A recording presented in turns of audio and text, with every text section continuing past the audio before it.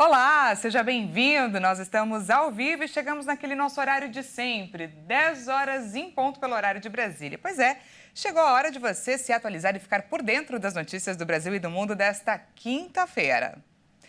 O Banco Central baixou pela segunda vez seguida a taxa básica de juros da economia. A redução foi do tamanho que o mercado esperava, de meio ponto percentual. A Selic, então, está agora em 12,75%.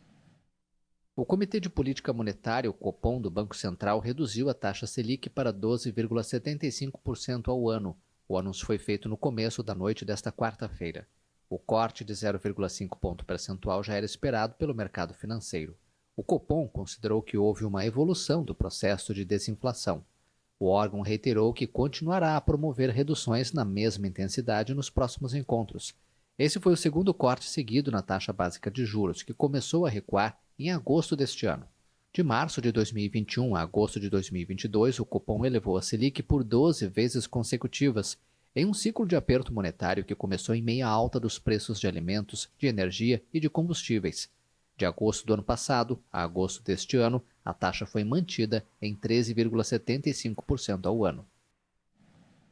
O Instituto Nacional de Meteorologia emitiu o alerta vermelho para ondas de calor em 9 estados.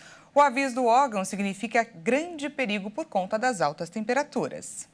O IMET aumentou o grau de alerta de calor para vermelho em regiões do centro e sudeste do país. O aviso foi ajustado para o máximo de atenção em parte de Goiás, Mato Grosso do Sul, Tocantins, Minas Gerais, Pará, Paraná, São Paulo e Rio de Janeiro.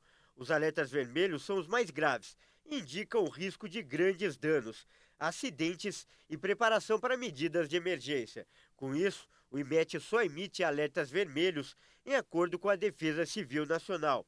Outros estados aparecem com aviso de alerta laranja, que também merece certa atenção com a alta temperatura. O aviso foi para regiões da Bahia, Maranhão, Piauí, Santa Catarina, além do Distrito Federal. Os novos alertas apontam ainda temperaturas com cerca de 5 graus acima da média, por período maior do que 5 dias. A previsão de calor intenso agora se estende até domingo. Em alguns estados, a previsão é que a temperatura chegue acima dos 40 graus. Os avisos meteorológicos são alertas de tempo, que incluem ondas de calor, aumento ou redução excepcionais nos volumes de chuva, vento, umidade do ar, entre outros. Quando o assunto é ganhar dinheiro, o que não falta é golpe. E desde que surgiu a internet, as vítimas aumentam a todo instante. Dessa vez, são os animais silvestres, como macacos e até onças, que estão sendo vendidos em grupos de mensagens. Pois é, o Anderson Nascimento explica melhor pra gente essa história. A Delegacia de Proteção ao Meio Ambiente investiga grupos em redes sociais e feiras clandestinas que realizam tráfico de animais silvestres no Rio de Janeiro. Esse tipo de venda é crime, mas em um dos grupos de aplicativo de mensagem, intitulado Vende Tudo RJ, criminosos comercializam ilegalmente filhotes de macaco prego, onça parda e até araras. E os preços variam entre 5 a 16 mil reais. As ofertas de animais se misturam com vendas de caixas de som, TVs, drogas e até armas. O local de venda deste grupo acontece, em sua maioria, próximo ao Complexo do Alemão e na Penha, ambos na zona norte do Rio. Segundo a Polícia Civil, houve um aumento no número de ocorrências relacionadas ao tráfico de animais no estado do Rio por conta do período de reprodução de algumas espécies. Somente neste ano, foram cerca de 2.000 animais apreendidos e encaminhados ao Centro de Triagem de Animais Silvestres. A pena para quem compra esses animais pode chegar a 1 ano de prisão com multa. E para os vendedores, a pena pode ser de até 6 anos de reclusão.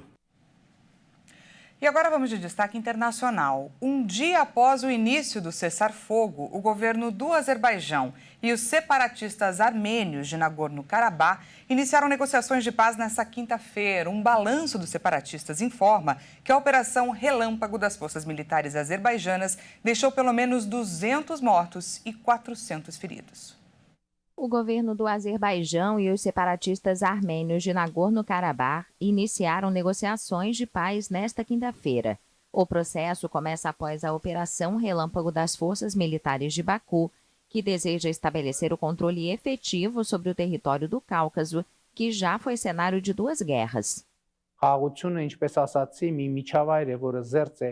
A paz é um meio livre de conflito, tanto de conflitos entre estados quanto entre etnias. Este caminho não é fácil e envolve choques internos e externos, mas precisamos caminhar pelo bem da nossa independência, do nosso estado, pelo bem do futuro.